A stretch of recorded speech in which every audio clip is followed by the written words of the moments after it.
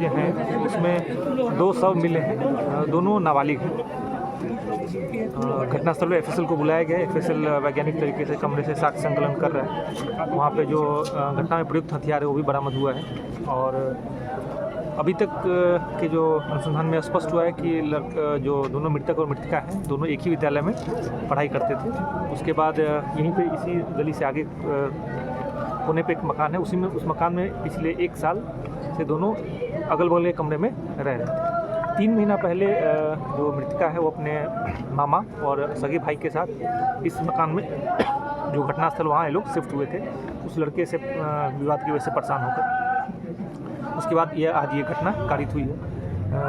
जो लड़का है उसके कमरे की तलाशी लेने पर एक नोटबुक बरामद हुआ जिसमें 2 लाइन का सुसाइड नोट है, सुसाइड टाइप का नोट है।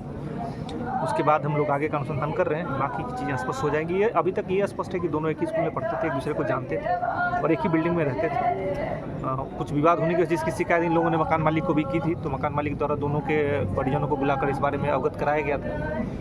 उसके बाद जो मृतका है उसने वो मकान छोड़ के यहाँ अपने भाई के साथ, फिलहाल वो अपने मामा और अपने सगे भाई, मामा जो इसके साथ ही इंटर में पढ़ाई करता था और जो सगा भाई है वो 10th का एग्ज़ाम देने वाला था, उसके साथ इसमें रह रही थी। घटना के समय जो छोटा वाला भाई है वो दूसरे एक दूर के रिश्तेदार का कमरा है जो बगल में ही है, उस कमरे में था और जो उसका मामा है वो बाहर कुछ काम से गया हुआ था। जब वो वापस आया तब इनको कमरा अंदर से बंद पाने पर शंका हुआ, तो पड़ोसियों की मदद से इन्होंने दरवाज़ा तोड़ के अंदर देखा तो दोनों का शव पड़ा हुआ था, जिसके बाद पुलिस को सूचना मिली तो घटनास्थल। सर, सुनने में आया कि लड़के की शादी हुई थी, क्या कहें? देखिए, इन सब चीज़ों के बारे में भी परिजनों से ज़्यादा बात नहीं, जो उनके साथ मृतका के साथ लड़के थे उनसे बात हुई है, इसमें ये चीज़ें स्पष्ट हुई। बाकी अभी परिजनों से ज़्यादा बात हो नहीं पाई है। और इसमें थोड़ा आप लोग से निवेदन है कि दोनों चूँकि नाबालिग हैं तो इसमें थोड़ा सा संवेदनशीलता।